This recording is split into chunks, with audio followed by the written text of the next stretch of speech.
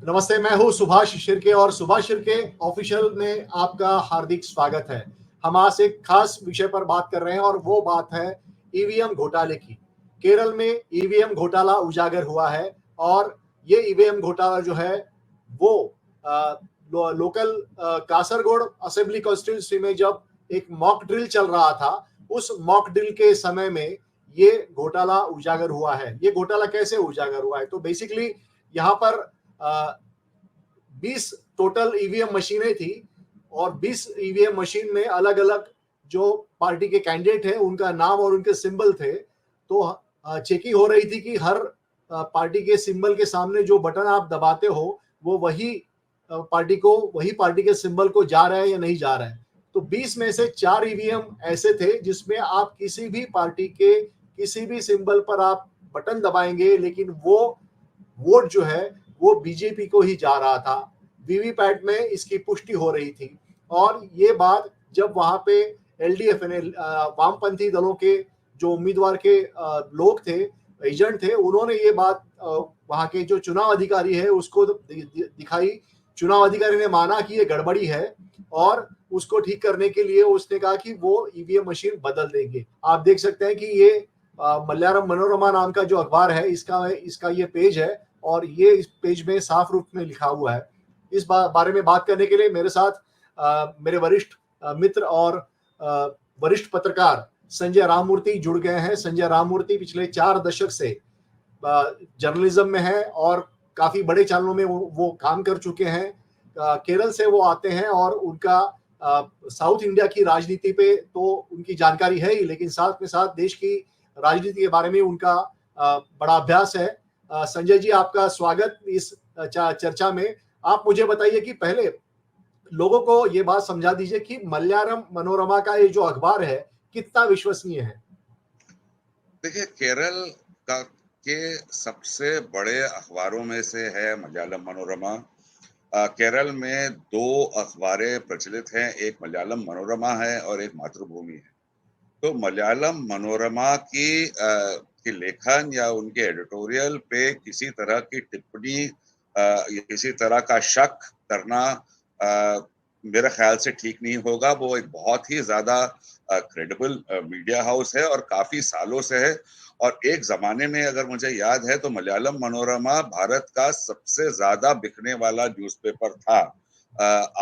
आज के आंकड़े शायद मुझे नहीं मालूम है, लेकिन उनके केरला के हर एक डिस्ट्रिक्ट में एक एडिशन है और मलयालम मनोरमा को शक के घेरे में बिल्कुल नहीं लिया जा सकता कि इसमें किसी भी तरह की एडिटोरियल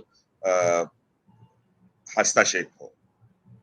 अच्छा, उसमें साफ रूप में कहा गया है कि 20 ईवीएम मशीनें थी और उसमें से 4 मशीनें भी सिर्फ बीजेपी को वोट दे रही थी। लेकिन चुनाव आयोग ने जो स्टैंड लिया है सुप्रीम कोर्ट में, उन्होंने पूरी तरह से वो चुनाव अधिकारी का रिपोर्ट भी नकारा। इसके बारे में आप क्या कहेंगे? देखिए, ईवीएम मशीन पे सवालिया निशान काफी दिनों से काफी लोगों ने कई कई जगह लगाए हैं। जैसे आपने कहा कि प्रशांत भूषण जी ने भी सुप्रीम कोर्ट में एक जनहित याचिका इस पर जाहिर की थी। और लेकिन यहाँ पे अगर आप वो रिपोर्ट को ठीक से पढ़ेंगे तो ईवीएम या जो इलेक्शन कमीशन के अधिकारी जो यहाँ काजरकोट में थे, उन्होंने माना है कि इसमें एक गड़बड़ हुई है। वो कह रहे हैं कि पहली बार गड़बड़ हुआ, दूसरी बार गड़बड़ हुआ, तीसरी बार नहीं हुआ, लेकिन ये चौथी बार नहीं होगा या 5वीं बार नहीं होगा, ये किस तरह से कहा जा सकता है। और 20 में से अगर 4 ईवीएम, अगर हम लोग उसका एक परसेंटेज भी लें तो करीब 20% होता है। तो अगर 20% ईवीएम में अगर इस तरह की गलती, मैं ये नहीं कह रहा हूं कि ये धांधली है, हो सकता है मशीन है, मशीन में खराबियां आ सकती हैं, लेकिन हमें इस बात का नोटिस लेना पड़ेगा और एक फुल प्रूफ प्लान बनाना पड़ेगा कि किसी भी एक पार्टी को इसका कोई इस तरह का फायदा ना हो। तो मेरा अपना ये मानना है कि बात सिर्फ काजरकोट की नहीं है, बात सिर्फ केरल की नहीं है, बात मेरे ख्याल से सारे ईवीएम मशीन्स की है, मशीनों की है। और अगर एक जगह में अगर 20% मशीनें अगर माल फंक्शन कर रही हैं तो इस पे एक निर्णायक एक दिशा, एक कॉल भारत के इलेक्शन कमीशन को लेना पड़ेगा। हमने देखा कि बीजेपी काफी दिनों से प्रयास कर रही है कि साउथ में उसका जो कद है वो बढ़े, और पिछले लगभग 20 सालों से बीजेपी और आरएसएस के लोग वहां पे काम कर रहे हैं। काफी जो हिंसक झड़पें भी वहां पे केरल में हमें देखने को मिली है। तो आप केरल की राजनीति के बारे में दर्शकों को थोड़ा बताइए।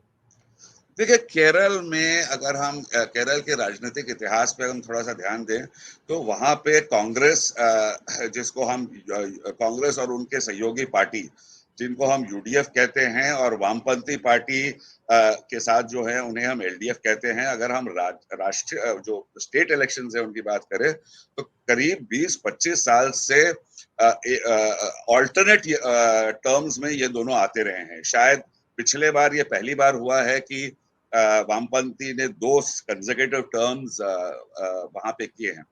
केरल की एक और बात हम आपको बताएं, जैसे आपने पूछा मलयालम मनोरमा के बारे में, वहां पे जो शिक्षा दर है वो बहुत ज्यादा है, जिसके कारण एक राजनीतिक जागृति जो है वहां लोगों में काफी है, काफी इन्वॉल्व है वहां के लोकल लोग, और बहुत और बिल्कुल वो कांग्रेस या वामपंथी के तरफ बटे हुए हैं।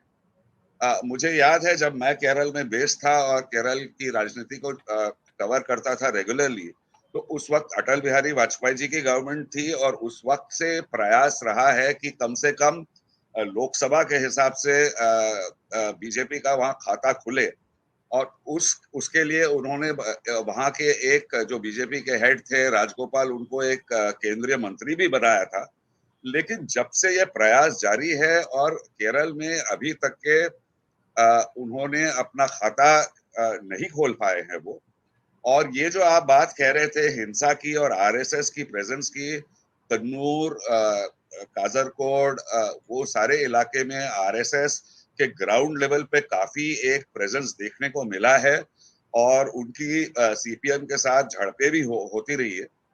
लेकिन उसके बावजूद ज्यादा एक छाप जिसे कह सकते हैं भाजपा नहीं छोड़ पाई है।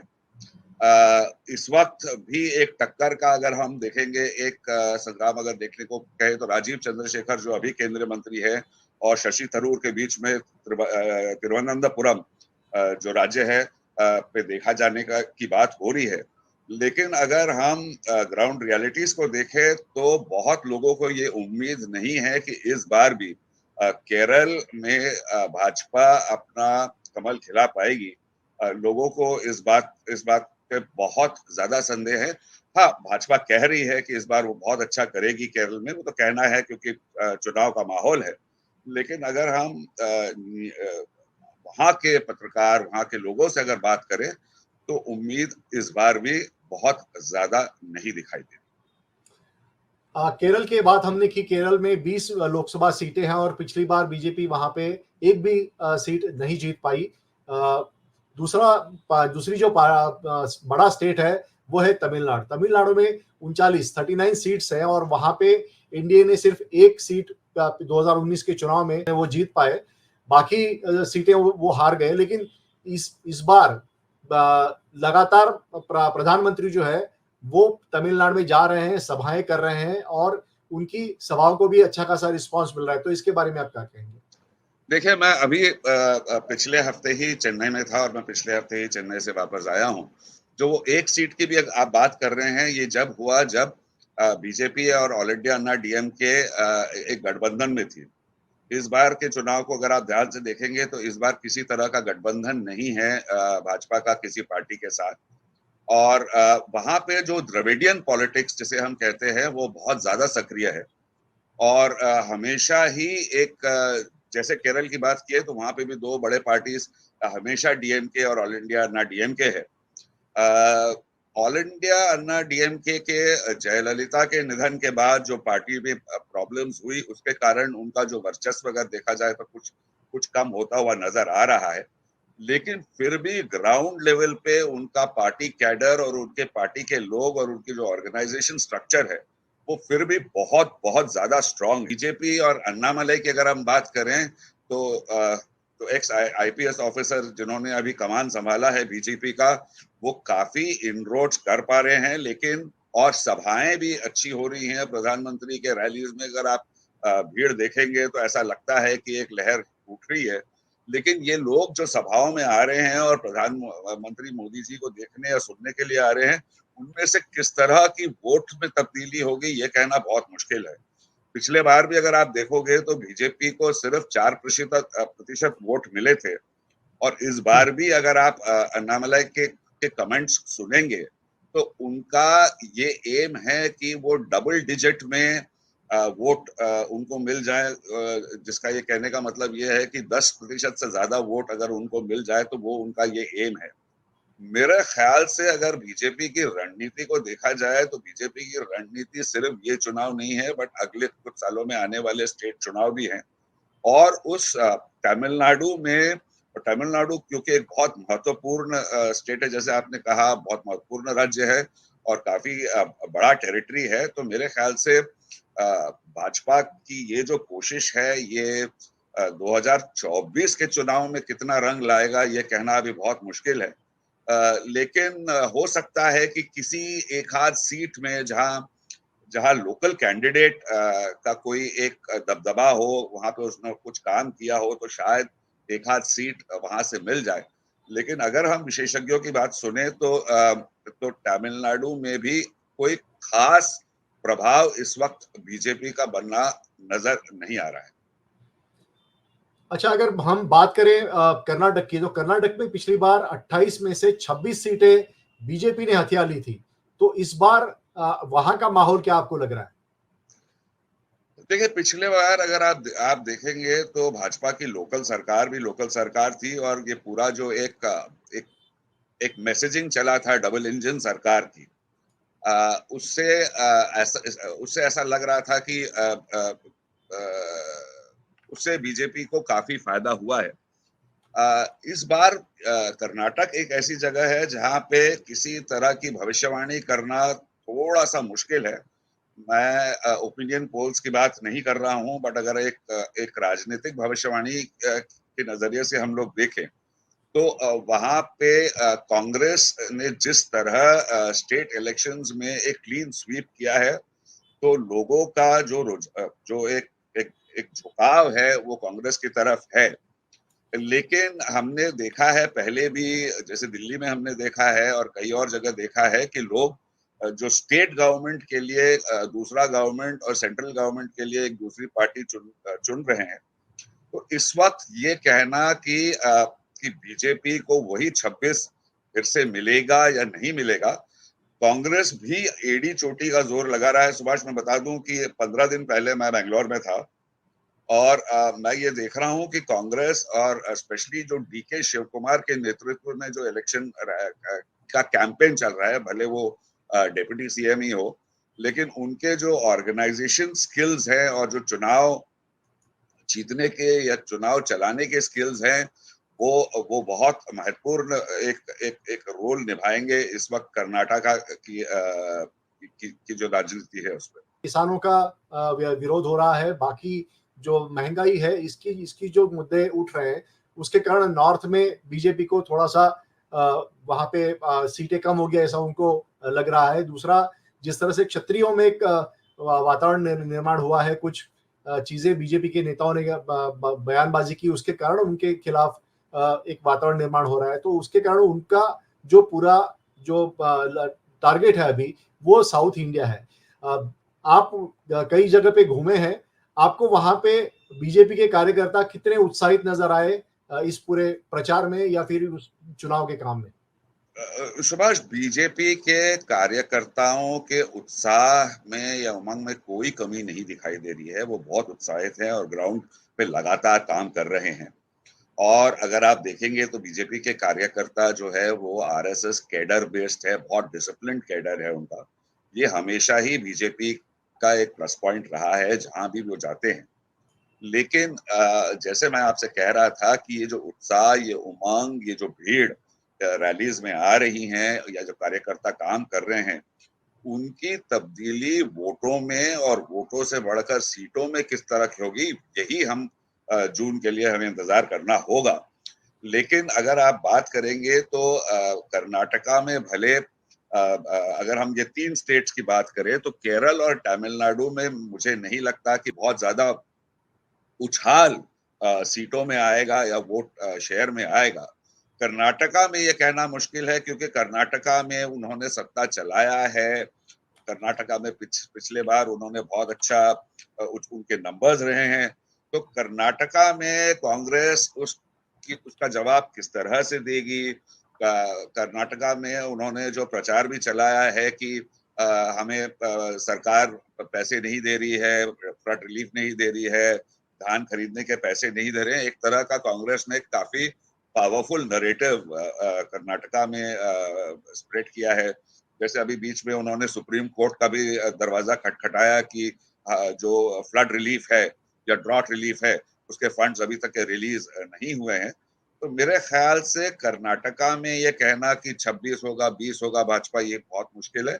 लेकिन मेरा जो अनुभव है ये कहता है कि केरल और तमिलनाडु में एक बड़े नंबर सीटों का आना मुझे इस वक्त तो नहीं लगता। जिस तरह का माहौल एक तरह से खड़ा किया जा रहा है मीडिया के जरिए कि बीजेपी की 45 सीटें तो आनी ही आनी है 132 में से, इस पर आपका क्या टिप्पणी है? अगर 100 के ऊपर सीटें है इन स्टेटों में, जैसे आपने अभी बताया, और वो उनका टारगेट ही 45 है, तो ये आप जान सकते हैं कि उनके अपने आंकड़े भी 45 उन्हें इस वक्त नहीं दिखा रहे हैं। चुनाव होने हैं। मेरा अपना ये मानना है कि अगर इनमें से अगर 30 सीट या 32 सीट भी बीजेपी को मिल जाती है और अगर वो अपना तमिलनाडु में पहली बार जो वो अकेले जा रहे हैं, तमिलनाडु और केरल में अगर वो अपना खाता भी खोल देते हैं, तो मेरे ख्याल से ये बीजेपी के लिए एक बहुत बड़ी प्राप्ति मानी जाएगी।